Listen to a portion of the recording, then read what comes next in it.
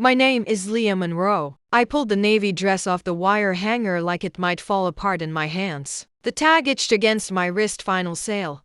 No returns, like even the store had washed its hands of it. The fabric was thin, stitched with hope and polyester, the kind of material that wrinkles just from being looked at. But I laid it across my bed, smoothed the bodice like it mattered, and told myself, this will do. It had to. The truth is, I didn't want to go to my sister's wedding, but not going would have been worse. Another story for the family group chat. Another bullet points in the case against Leah Monroe. She didn't even show up. She's so bitter. You know she's jealous. No, better to go. Better to wear the damn dress. I stood in front of the mirror. One I bought for $9.99 at a thrift store 3 years ago, still flecked at the corners where the paint had chipped. The dress hung on me like a secret, quiet, plain, forgettable. I tried pinning my hair up, then down. Neither helped. Nothing made me look like I belonged at a wedding. Not this wedding. Certainly not her wedding.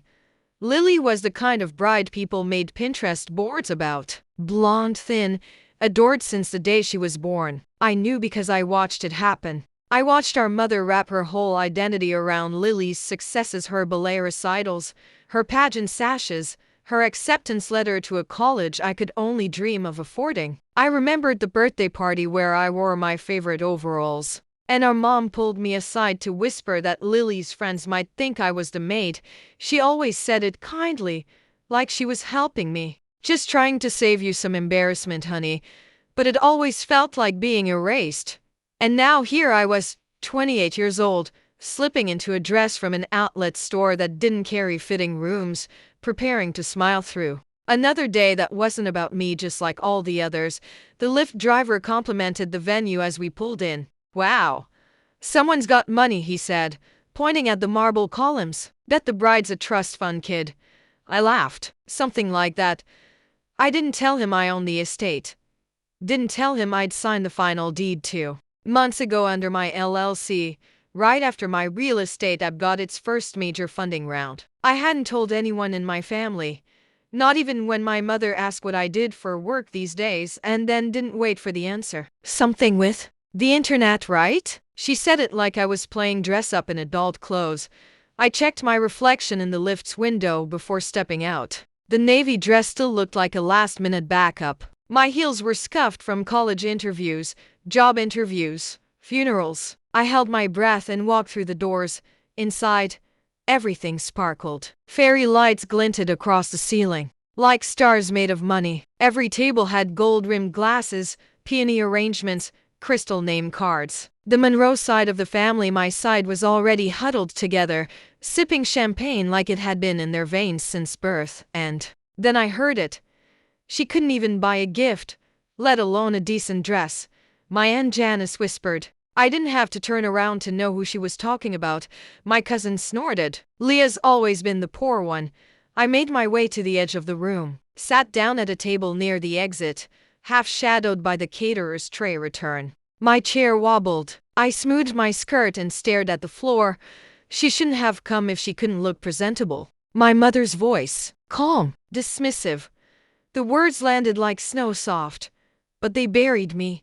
I didn't cry. I didn't flinch. I just smiled when someone passed by, as if my ears hadn't caught fire, as if I hadn't spent 10 years scraping my way out of the life they thought I was stuck in. They didn't know the late nights, the ramen dinners, the bug in my app that made me sleep on my office floor for 3 weeks. They didn't know what it cost me to buy this place, to build something real, to be more than the girl who showed up in cheap dresses in silence. But that was the thing. They never asked. They only looked, and only long enough to judge. So I sat there, folded into the edge of the celebration, pretending I didn't hear, pretending it didn't sting. But in my purse, folded next to a half-used lipstick and a bottle of aspirin, was the contract, the deed, the proof. I just needed to wait for the right moment. And I knew it was coming. They placed me in the second to last row, far enough back that I could barely see Lily's face beneath the lace veil, but close enough to feel the weight of my mother's glance as I walked in late. I'd sat through enough weddings to know the choreography: rise, smile, clap, sit. But this one felt different, heavier. Or maybe it was just me. The chapel was pristine, with vaulted ceilings and pews polished to a high gloss, the kind that creaked if you breathed too hard. Strings began to play Vivaldi, I think, and everyone rose. Phones hovered, arms stretched like some sacred offering to Instagram. I stood too, smoothing the front of my navy dress, feeling suddenly very small among a sea of sequins and silk. Lily appeared at the end of the aisle like a vision plucked from a magazine. The dress fit her like it had been made for her body, and her body alone ivory satin, subtle sparkle, a neckline that whispered elegance. I heard gasps, a few sniffles. My mother touched her heart. My father wiped at his eyes. The guests sighed, all of them enchanted, as if they hadn't known this day was always meant to be hers. And no one looked at me. Not once. But I looked at her, really looked. She was glowing. Not in the metaphorical way people talk about brides, but in the actual sense, her skin dewy, her eyes alive, her whole presence humming with the certainty that this was her moment and she'd earned every second of it. And it hit me. She'd never had to question if she belonged. Not here. Not ever. I remembered being 7, clutching a library book at her 10th birthday party while she opened her 7th Barbie. Why don't you smile more? My aunt had asked, handing me a slice of cake. You look so sour, Leah. I wasn't sour. I just didn't know how to be shiny like Lily. She got the cheer squad. I got the chess club. She got the convertible at graduation. I got a bus pass.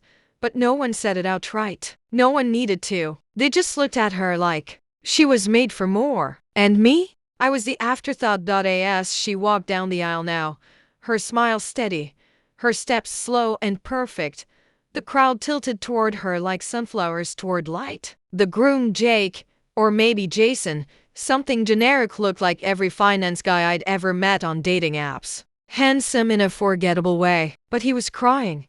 And everyone loved that. A man with emotions. Revolutionary.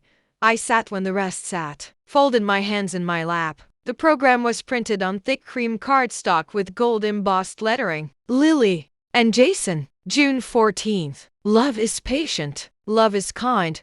The minister began, voice smooth and warm. People chuckled at his opening anecdote, something about how love is like gardening. You pull weeds, you water daily, you wait. I thought about the app I built, how I coded version after version at AM, debugging in cafes, pitching to people who didn't remember my name, holding hope like a cup of cold water in the desert. That was gardening too, but no one called it love.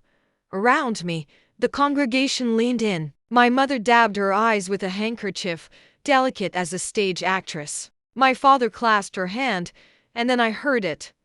She actually came. Someone whispered behind me. I didn't turn around, just closed my eyes.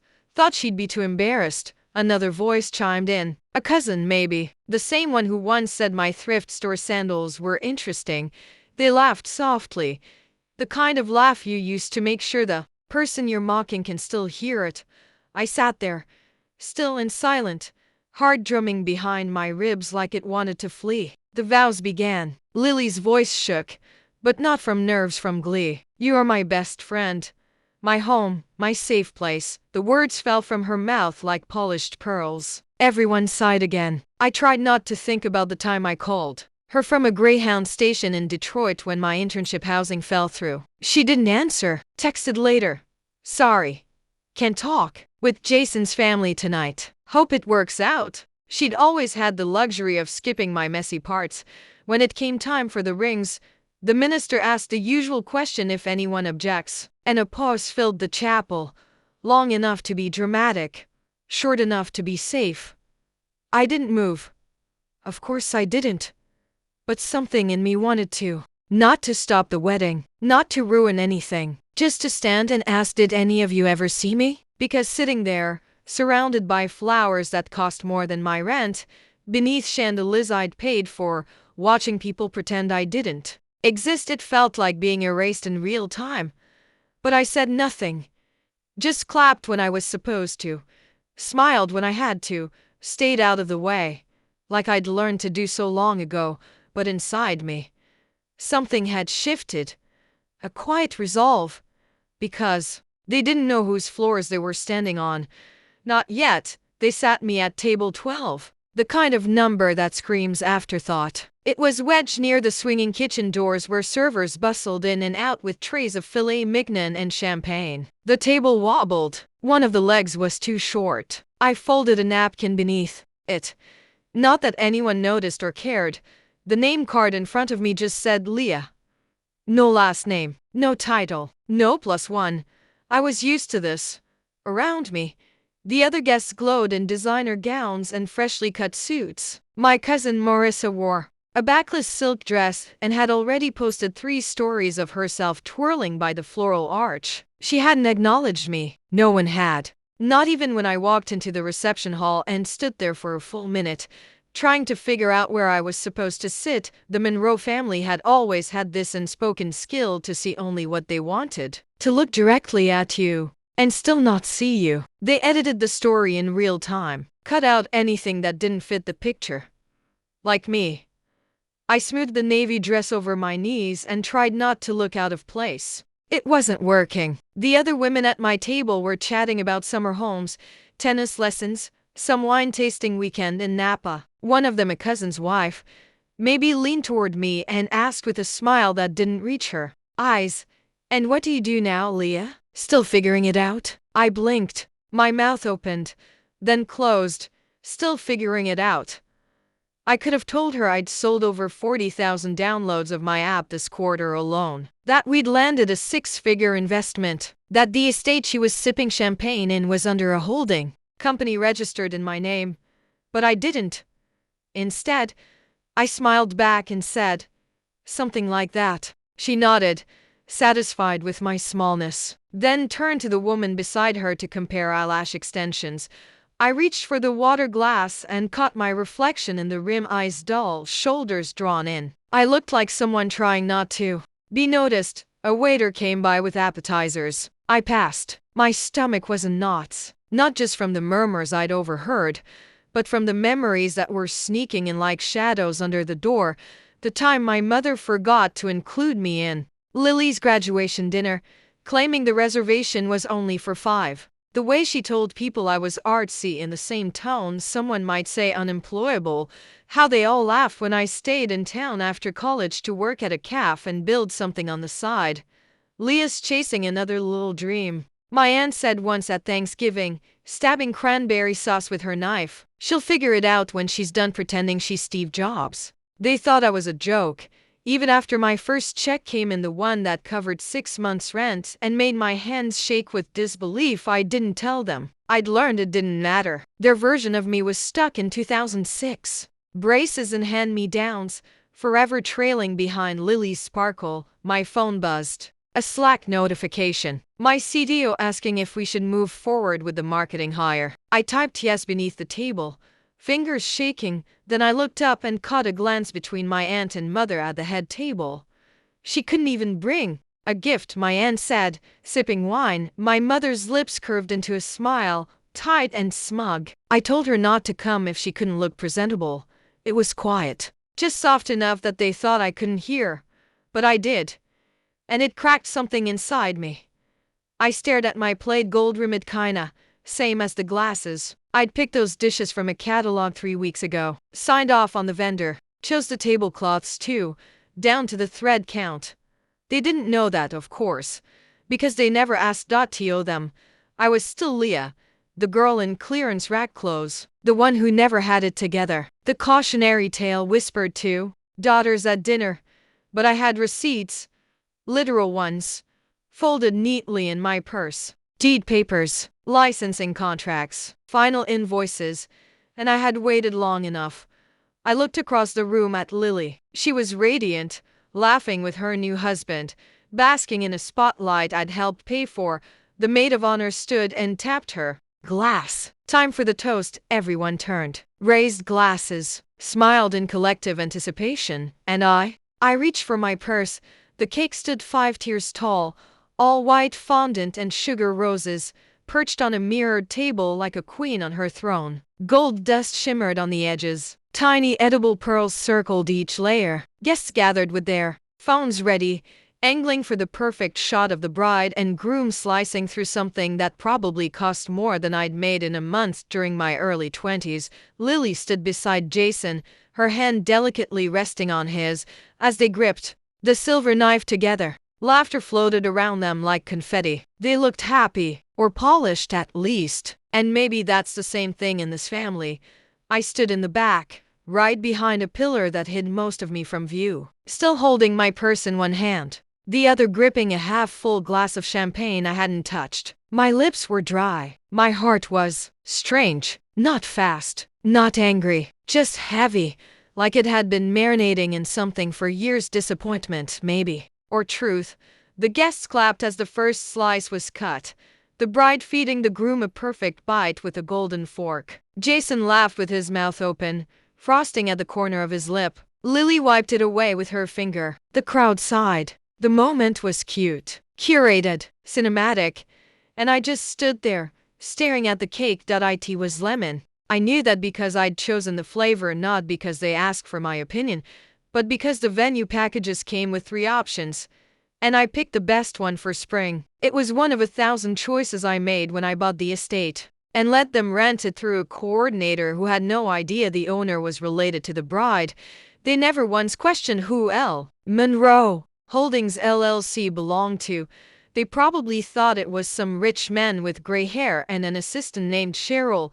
They'd never imagine it was me. Still, I didn't expect the frosting to feel so personal. But that's the thing about weddings. They crystallize every wound, every slight. They turn old memories into sharp little knives, like that Christmas when I asked Mom for help with rent. I was 2 months behind, juggling tutoring jobs, waitressing, and trying to launch version 3 of my app. I sat at her kitchen table, palms sweating, shame thick in my throat. "I just need a little help," I said, "just to get me through January." She sipped her wine and gave me the same expression she used when I told her I was majoring in digital media. "You need to grow up, Leah. Stop chasing fairy tales." 3 days later, she posted a picture on Facebook. Surprised Lily, with a charm bracelet for her big semester. "So proud of our girl." The bracelet had tiny little pendants, ballet slippers, a graduation cap, a crown. I never mentioned the rent again. I took another sip of the champagne now. It was flat. Laughter roared near the head table, where the bridal party was getting ready for the toasts. I saw my mother leaning in to whisper something to Lily, who rolled her eyes and smiled. They looked like best friends, like co-conspirators, like they were sharing some private joke one I'd never been invited to. A flash of bitterness rose in me so sharp I had to close my eyes. They made me feel like the failure always had, even when I stayed quiet, even when I bent myself into someone more polite, more palatable. I stayed out of the spotlight. I worked late, skipped dinners, skipped birthdays, poured myself into building something they couldn't even comprehend. And all the while, they smiled at each other and dismissed me like I was background noise. "You know how Leah is," they'd say, always in her own world. But my world had bought this one, that chandelier, that marble patio, the caterers serving those crab puffs, all of it. And none of them knew. Not yet. I watched my mother laugh again, her hand grazing Lily's shoulder, and I remembered something I hadn't thought about in years: the way she used to sign both our permission slips, but always in different ink, like she didn't want the teachers to think we were too close. How she once told me not to post a picture from Lily's birthday dinner because it might make her friends feel weird.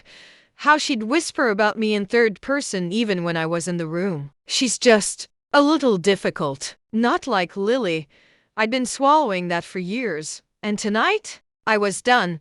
The maid of honor picked up her champagne flute, cleared her throat, and began her toast. People turned in their seats. Waiters paused. The music dropped, and I reached into my purse and wrapped my fingers around the contract.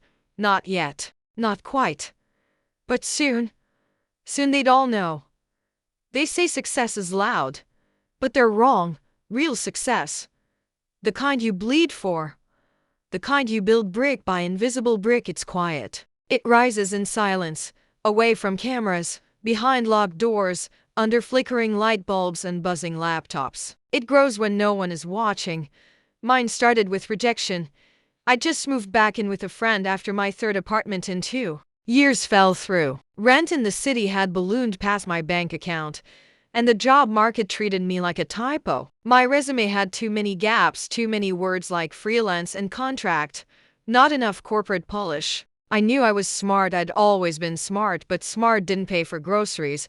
And still, I had this idea. It came to me one night, crammed between a futon and a radiator that hissed like it was angry at me. I was scrolling Zillow out of boredom, clicking through listings I couldn't afford, when I saw a tiny data point, a house that had dropped in price 3 times in 2 weeks. I opened 5 more tabs, traced patterns, compared zip codes. I started to wonder, what if people could see these shifts before they happened? What if an app could track the tells of a goodbye listing age, price drops, foot traffic, open house frequency? I didn't know how to build it yet, but I knew it needed to exist. So I taught myself.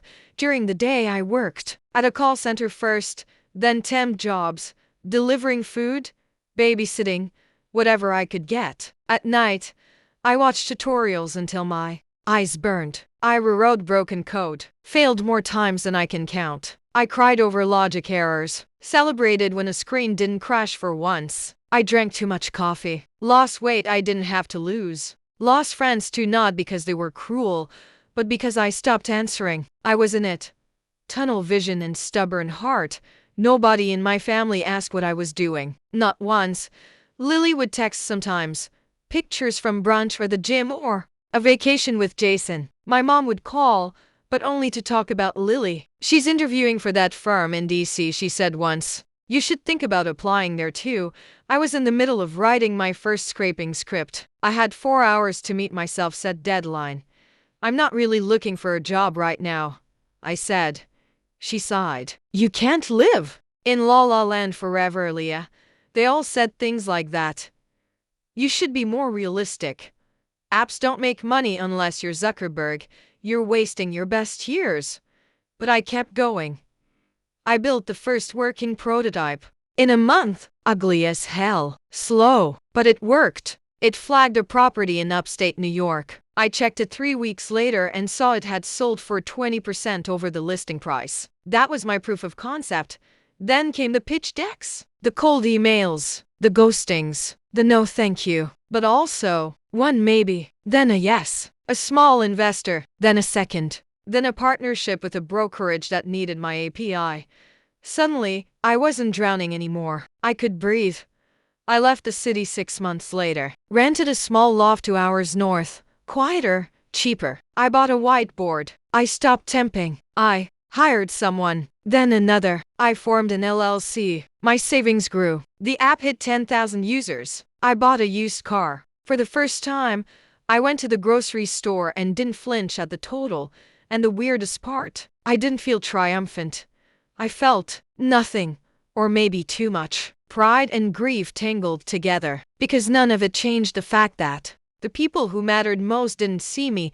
My mother still called to tell me what Lily was up to. She might get engaged soon, she whispered, like it was classified information. We think he's going to propose at the lake house. I said nothing. I just made the down payment on that very same estate, the one they'd later book for the wedding. She never asked who owned it. I didn't tell her. I just forwarded the rental quote from my venue manager's email and waited.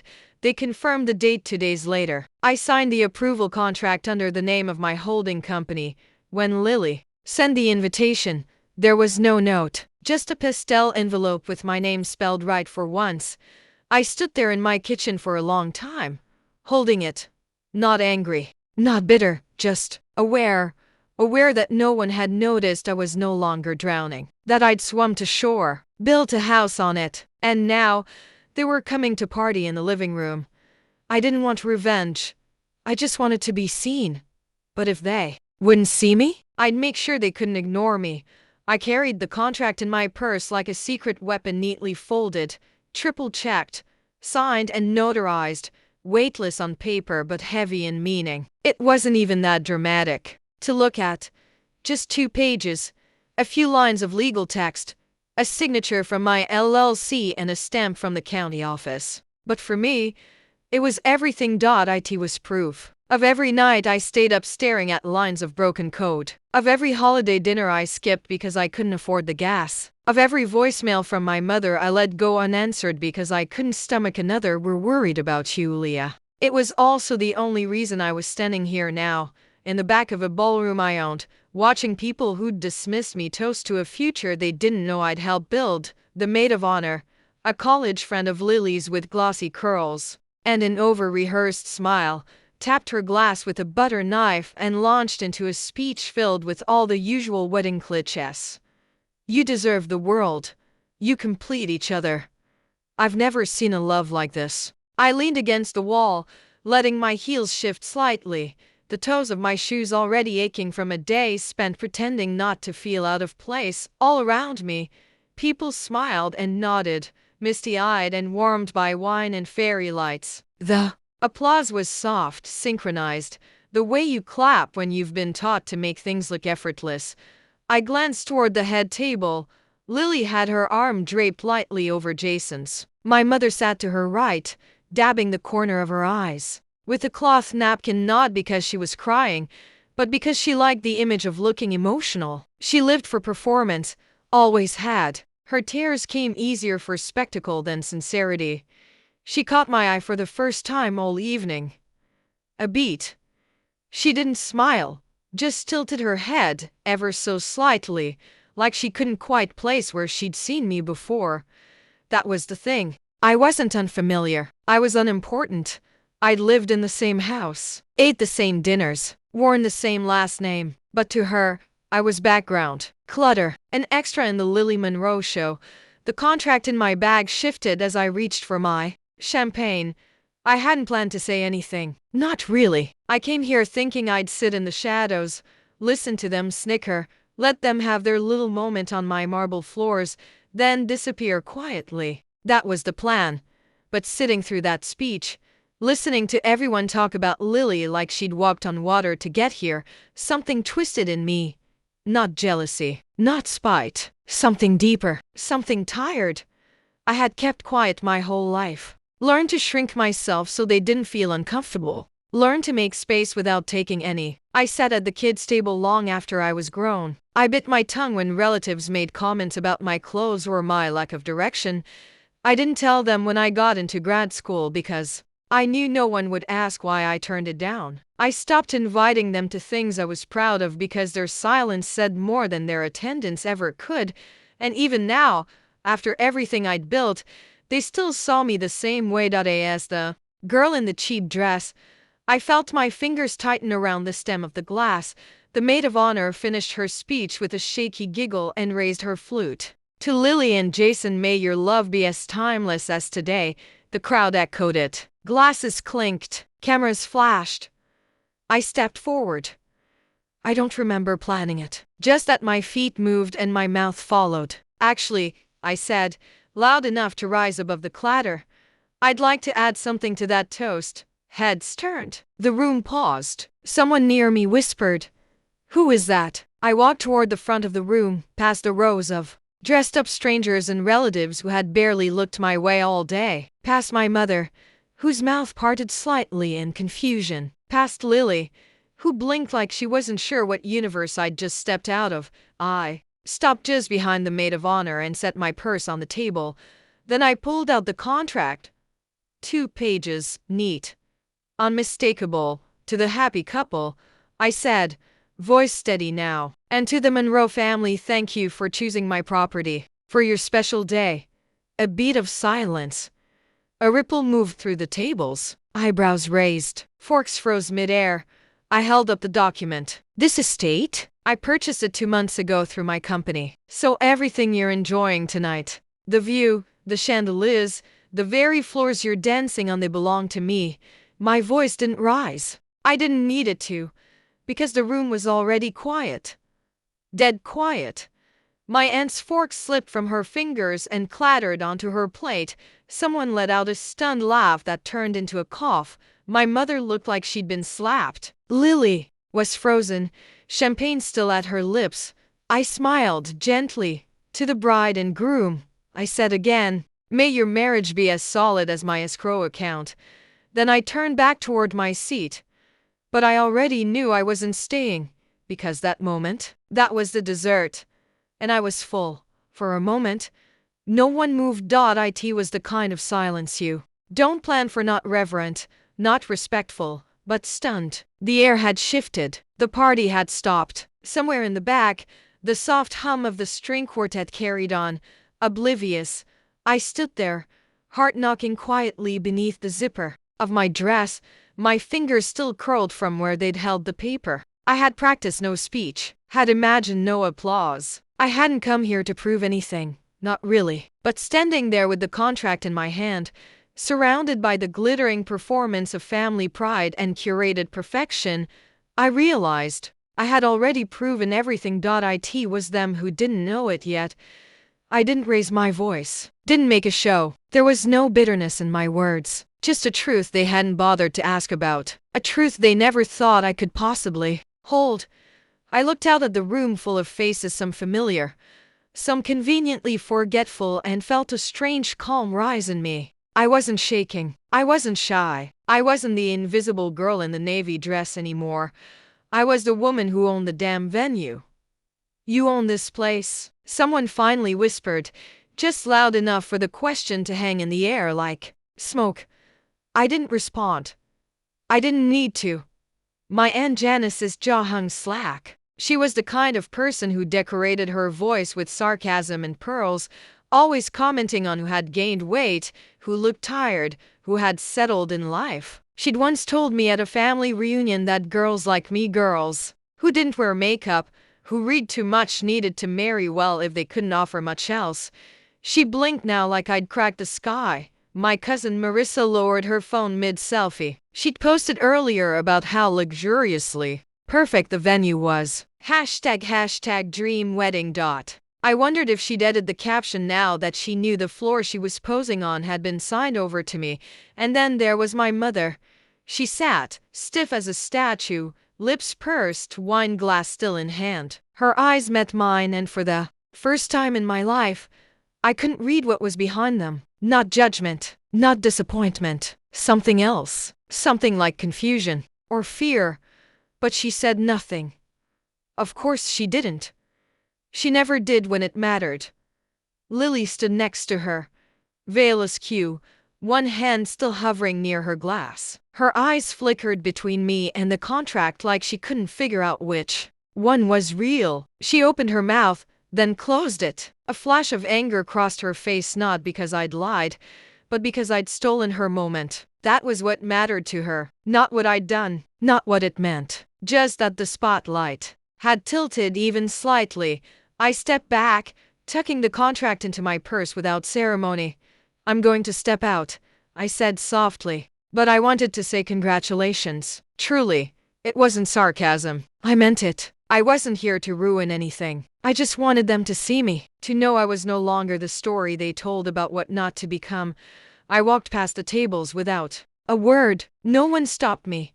A few people looked like they wanted to, old classmates, distant relatives, guests of guests. But the weight of discomfort was too heavy. They stayed in their chairs. Only one person reached out, a woman I didn't know, probably from Jason's side of the guest list. She touched my arm gently as I passed and whispered, "That was incredible." Her eyes were kind, honest. I gave her the faintest smile. Outside, the night was cool. The lake shimmered in the distance, moonlight catching on the water. The patio lights blinked softly. I could hear the hum of a generator, the distant chatter of people recovering from what had just happened. Inside, the show would resume. The DJ would start again. The dancing would continue. They'd rewrite the moment into something less threatening, maybe even forget it by morning. But they'd know. They'd all know. I leaned on the railing, the marble cold beneath my hands, the same marble I chose from a design catalog, paid for with the deposit from my first investor. I remembered standing in this very spot 2 months ago with the estate agent, pretending to be just another client. I remembered the flicker of disbelief on her face when the paperwork cleared, and now I stood here again. The same woman, the same dress, but completely different. I didn't feel triumphant. Not exactly. It wasn't a movie ending. There was no slow clap, just a quiet knowing I had come into their world wearing the only thing I could afford. And it turns out, it was more than enough. I reached into my purse and touched the contract one more time, then zipped it shut. That chapter was over. And I was the one who'd written it.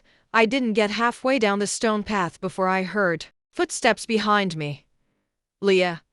It was my mother's voice, sharp, not panicked, but low and urgent, like someone trying to stop a spill before it stains the rug.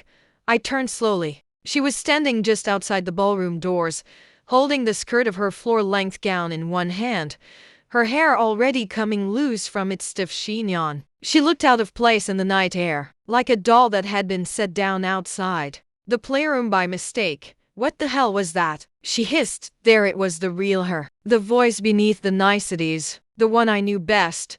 I didn't answer right away. I let the quiet stretch between us. The lake behind me was still in silver in the dark, and the breeze carried faint echoes of the reception restarting music, clinking glasses, the slow buzz of people processing what they'd just seen. My mother stepped closer. You couldn't wait until after the wedding to pull something like that? I didn't pull anything, I said. I told the truth. She scoffed. You humiliated your sister. No, I said. I stood up and told a room full of people who think I'm a failure that they were celebrating on my property. Her eyes narrowed. You think that's something to be proud of? I smiled. Yes. There it was, the first real smile of the night. Not polite, not performative, just mine. She looked at me like she didn't recognize me, like she was scanning for the girl in hand-me-downs and thick glasses and couldn't quite find her anymore. I've always supported you, she said, her voice tightening. Even when you made strange choices, I didn't stop you. You never supported me, I replied, quiet but firm. You tolerated me. There's a difference. She opened her mouth, closed it. You told me not to come if I couldn't look presentable. You told people I was wasting my time. You let them laugh about my clothes, my job, my life, all while I was building something real. And not once did you ask me what I was doing. You could have told me, she said, softer now. I tried, I said. You didn't listen. Silence. Behind her, I saw Lily appear in the doorway. Her veil was gone now, her dress wrinkled from sitting. She looked tired, angry, not messy, but close. Wow, she said, walking up beside our mother. Had to make it about you. I looked at her. This woman I shared a childhood with. This girl who used to braid my hair and then tell me it made me look weird. This sister who never once called me when I moved out, who ghosted me for months after I didn't show up to her birthday brunch because I was working a 12-hour shift. I didn't make anything about me, I said. This day was never going to be about me. It never has been. I just stopped pretending it didn't hurt. Lily crossed her arms. You embarrassed me. You embarrassed yourself, I replied, by treating me like nothing for so long that you didn't even see me coming. Her face twisted. God, you're still so bitter. I shook my head. No, not bitter. Just done. My mother looked like she wanted to say something else, but she didn't. She just stood there, no longer the matriarch of the evening. Just a woman realizing too late that the daughter she minimized had risen without her. I'm leaving, I said. Fine. Lily snapped. Go. I turned and walked toward the gravel drive where the rideshare would be waiting. The music inside had picked up again, a pop song now. Something upbeat, like nothing had happened. That was the Monroe way. Paint over the cracks. Rewrite the script. Let the show go on.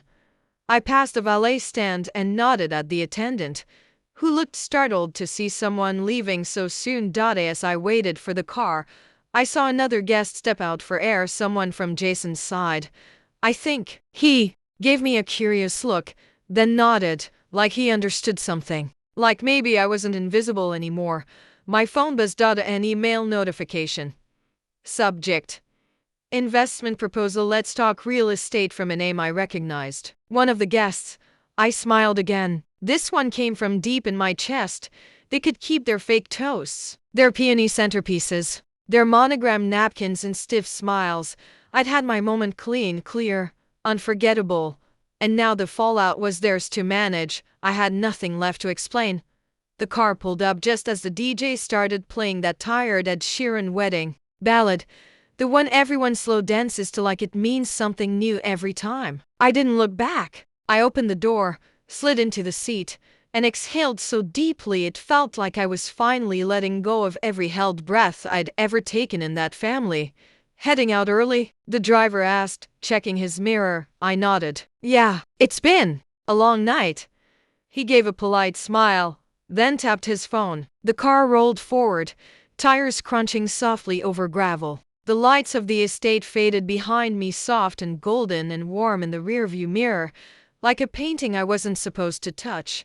And still, I didn't turn around. I didn't need to see it again. I'd already lived it.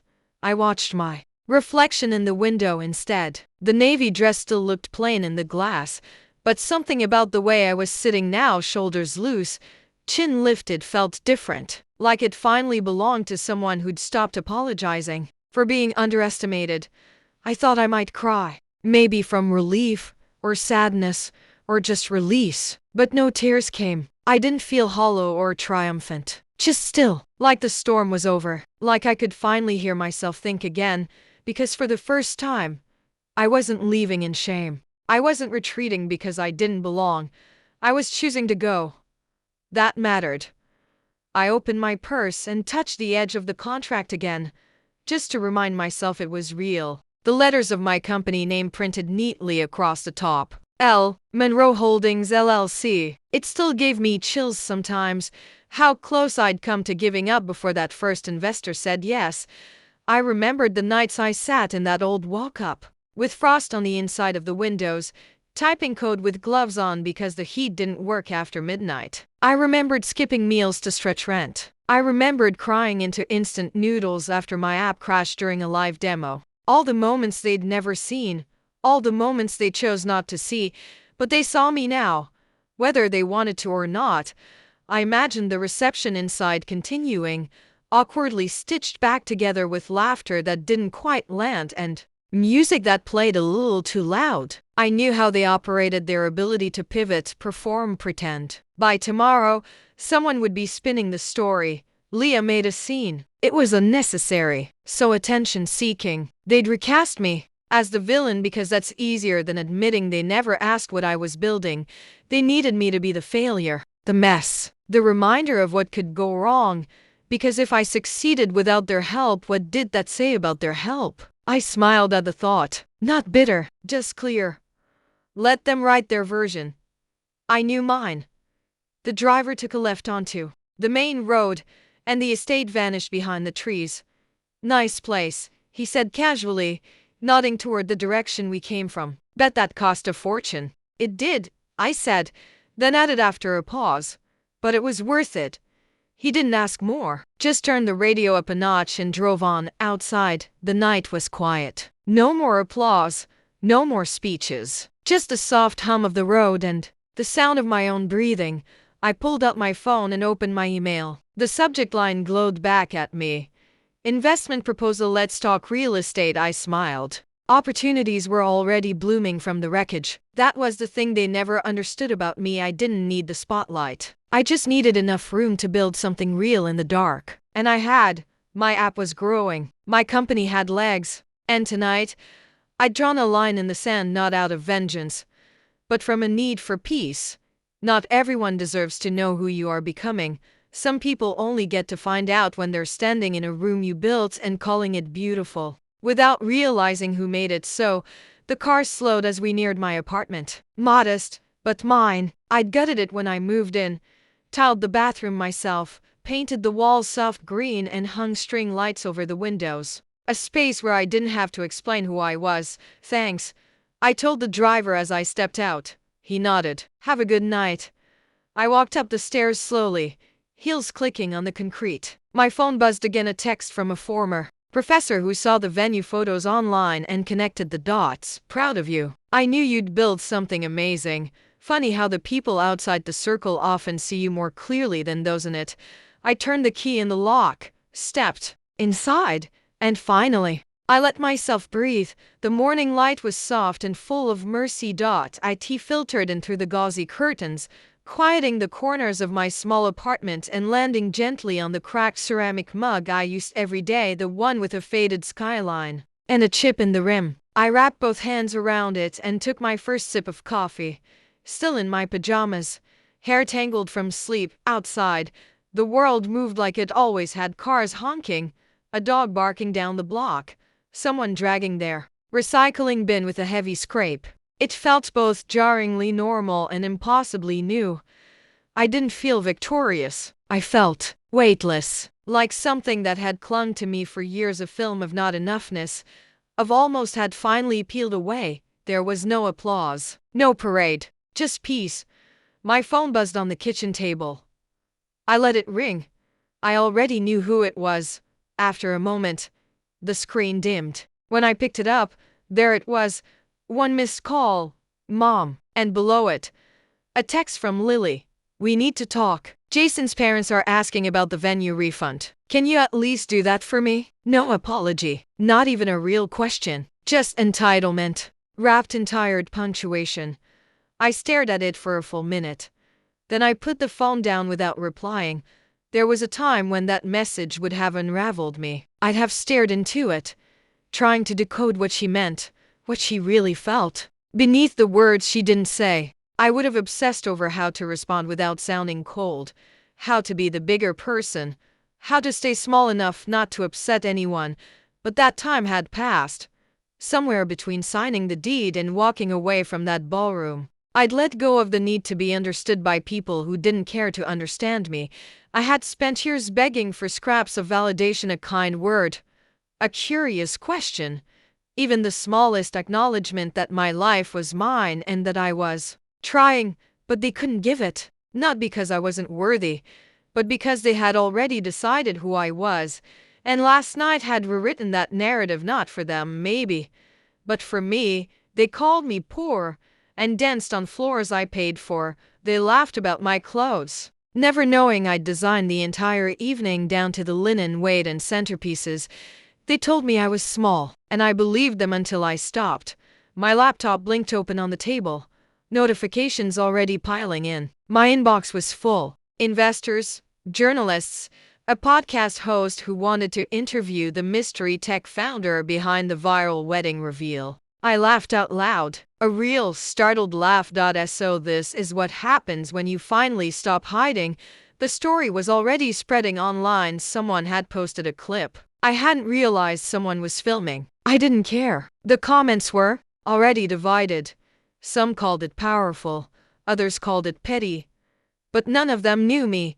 They didn't know the weight of being the forgotten child. The one who got pushed to the folding chairs and the cracked plates. The one who had to clap through someone else's spotlight her entire life.